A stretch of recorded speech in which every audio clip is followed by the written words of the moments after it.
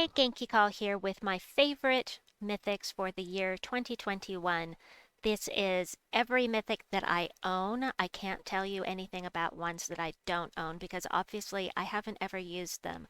So anything that you see here on the right-hand side is something I do not own and cannot give you any input on.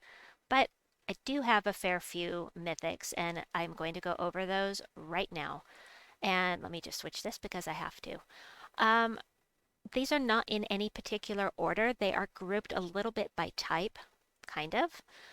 So, of course, High King Irongut is a super delver.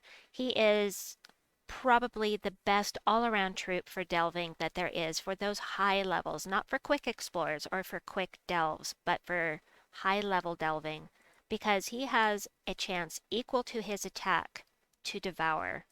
And here, without being on a, well, it is on a team, but here in the overworld, my attack is only 56. But then you go down into the underworld where you've got, I have a horde of 102 at this place, and then plus any power, not power, any level of your kingdom that boosts your faction horde stats is going to make a difference. And my attack has gone from that to 83. So I have an 83% chance to devour at this faction. You can increase that in different ways, but he is most useful in the delve type situation. I have taken numerous delves to level 500 with this troop. He is awesome. So, as I said, no, I didn't say yet. Sorry. As I was going to say, in the description box below, you will find mythic spotlights with teams for every single one of the troops that I'm going to mention if I've made the mythic spotlight for them. I have for all of these except for Ironhawk. Most of these will have a link down in the description box below with teams for you. Arachnean Weaver is one of my favorites. Hopefully you got in on Weavergate and were able to craft one of these because he is my most used troop all around as far as mythics go. He webs all enemies, which means that he drops their magic to 0, and that means any magic-based spells are going to do little to no damage. Anything that's in a purple number on their card is going to drop significantly when they're webbed, if not just go down to absolute 0. Um, and if you kill one of, he does true damage, and if you kill one of the enemies, it explodes 15 gems, and that's even if he's webbed. He's still going to explode gems if he kills. So, also, he has currently the best summons in the game. 75% chance to summon a web spinner when an enemy dies. The web spinner can do triple damage with skulls. It's just a really, really solid troop, an absolute favorite of mine. Um, and then, of course, I had to have Ironhawk on the list. I have kind of an,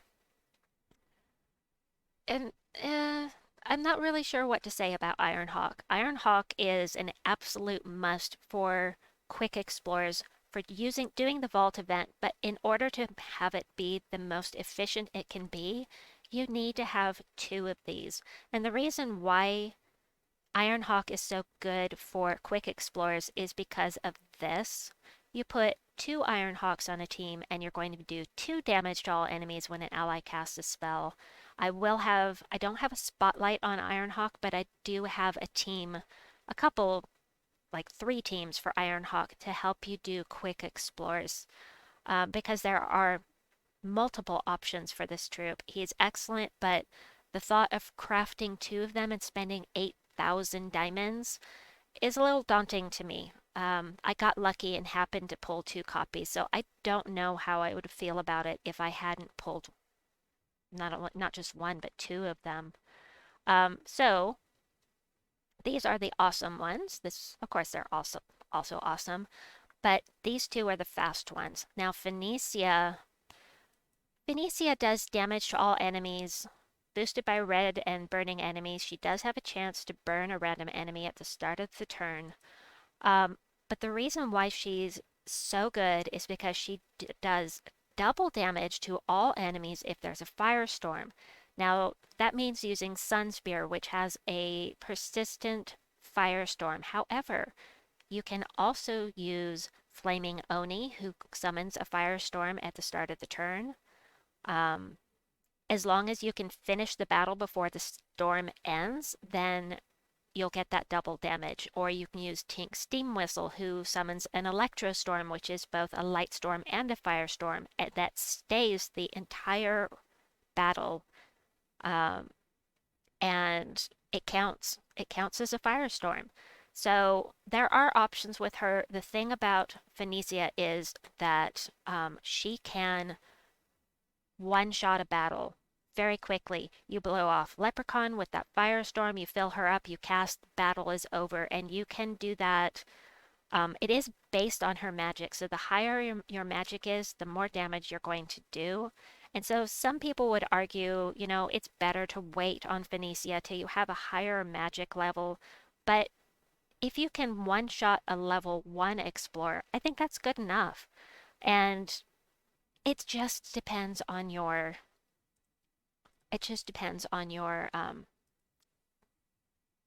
goals. Sorry.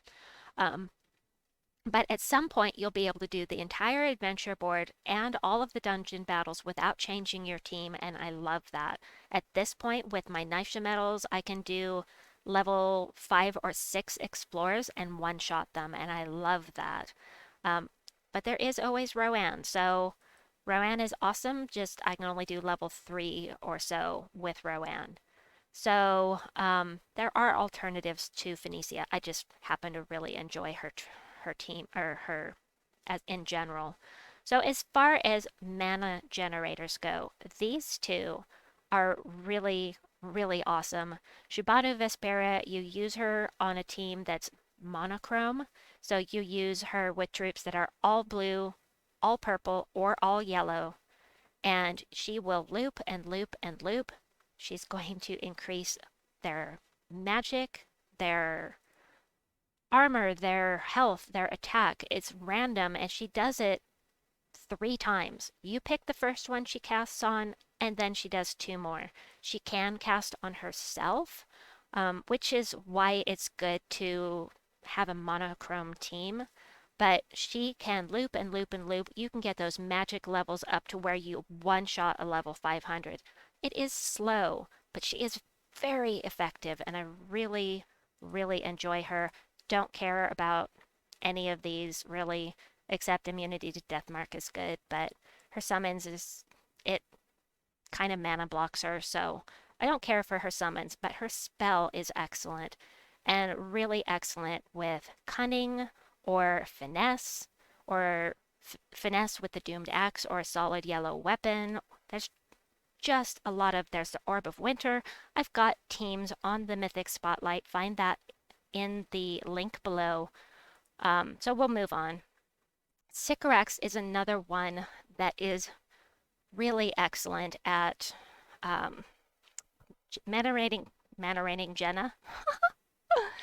generating mana for your team.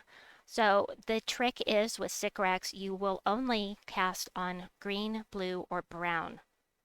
That is the best thing to do because then you can loop with him.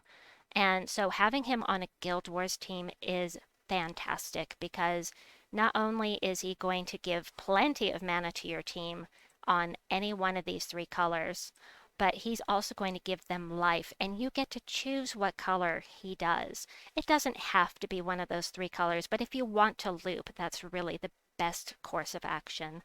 And I don't pay much attention. I mean, this is very nice, but it's the spell for Sycorax that's really excellent. And speaking of that, Sycorax and Mistralis together, really amazing. Now, again, Sycorax is slow. It's not a fast team, but it is highly effective. Mistralis, I think, is excellent anywhere from newbie to expert, and not because of her spell. She may only hit one enemy, but she jumbles the board. You get an extra turn. That gives you a chance to loop because you may get a match 4. Or, but this is what really makes her shine. Enchant all allies on 4+ gem matches, which means that you can have multiple mythics on your team and not really worry about the mana situation, because if she enchants them, they're going to be getting mana every turn. Pardon me. And she is excellent with Queen Beatrix as well, by the way. Then we have the Grey King. This is one that's really good for Guild Wars specifically, especially on, well, no, anyway. He destroys all gems of a chosen color, and of course, if you use one of the colors that he uses, then you could conceivably loop with him. He's going to do true damage to all enemies that use that color, mana drain them, silence them, and freeze them, which is amazing for Guild Wars, especially the silence. I don't pay much attention to these traits either. It is the spell, and I have not had him very long, so I have not made a mythic spotlight for him as of yet, as of the time of this recording.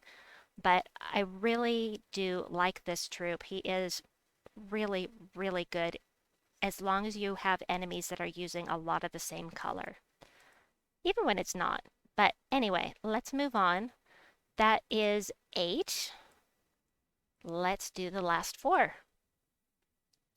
Mana, or not mana, skull generators. I have 3 here that are excellent. The Wild Queen is probably, arguably, the best in the game as far as skull generating goes, because not only is she taking away attack from your opponent, whichever opponent you want, she's giving it to your first ally.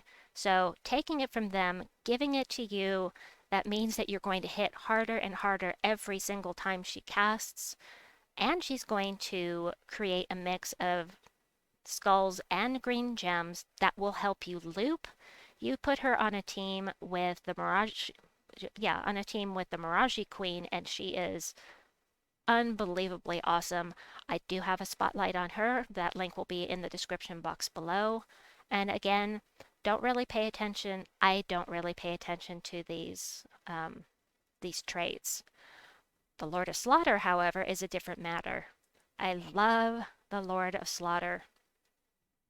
He creates brown gems, then converts every brown gem on the board into doom skulls. He inflicts bleed, which is, 4 stacks of bleed will do 10 true damage a turn if you manage to get that much on them. And then he'll deathmark a couple of random enemies. Insta kills are always nice. But his traits are what I really like. He only has a 25% skull damage reduction. That makes him a little squishy. However, 100% chance to ignore armor with skull damage. That means every time he hits an enemy with skulls, as long as he is not stunned, he will be doing true damage with those skulls. And we're talking about doom skulls here, so he can decimate a team in seconds if you get it set it up right. I don't think I've done a spotlight on him yet. I'll see if I can put some teams in the description down below. Hatir and Scroll is here, and a lot of people would say, Hatir and Scroll isn't that great. Well, the reason why Hatir and Scroll is on this list is because I have one particular team with this mythic that I absolutely adore. The synergy of the team is amazing. I hate lycanthropy gems, so ignore the fact that that says lycanthropy gems. Convert all green gems to purple and all yellow gems to doom skulls, and there's a summons, but you have all that purple on the board, you have the Forest Guardian, transform all of that to skulls, and the synergy is just amazing. I will have a link. There's not a spotlight, but I do have a video showing this team in action. It's fun, and that is why Hatir and Scroll is on this list, because for me, it's very fun. I love that I have to stop and think. It's not just a mindless team. You have to actually plan out your actions and see where the skulls are and where the conversions are going to be, and I enjoy that. I don't always want to use this team, but I do enjoy it quite a lot. It's nice that he's impervious, and the rest of it, that's always nice. And I do use it with an all-beast team, but anyway, the last on this list, number 12 on the list, is the Possessed King. I hate his spell. I detest his spell. That's not why he's here. He does damage to all enemies, which is great. However, 3 separate 20% chances to transform a random enemy into a demon. He does a lot of transforms, and when he transformed them, a lot of the times they turn into mythics, and I hate that. That is a pet peeve of mine. I do not like that mechanic in the game because it seems like it always favors the AI.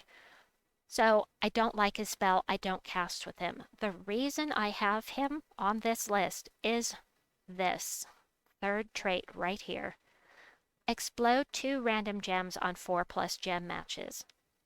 There is a team, it's called the Skull Waterfall team by D-Rock or Artless X Arts. Same person, whatever you want to call them. It is the most fun team I have ever used in this game. I giggle like crazy every time I use it. I absolutely love it. Look for the Boom Max Fun video that I'm posting down in the description for that team. And Possessed King, he's a great mana generator and he's just fun. So, anyway, that rounds out my top 12 picks for 2021. I hope that you have enjoyed this. Let me know what you think in the description down below. Tell me, if you don't have to agree with me. Absolutely, this is simply my opinion of the mythics that I own. So anyway, I hope that you've enjoyed this. Please like and subscribe and have a fantastic 2022, people. Bye for now.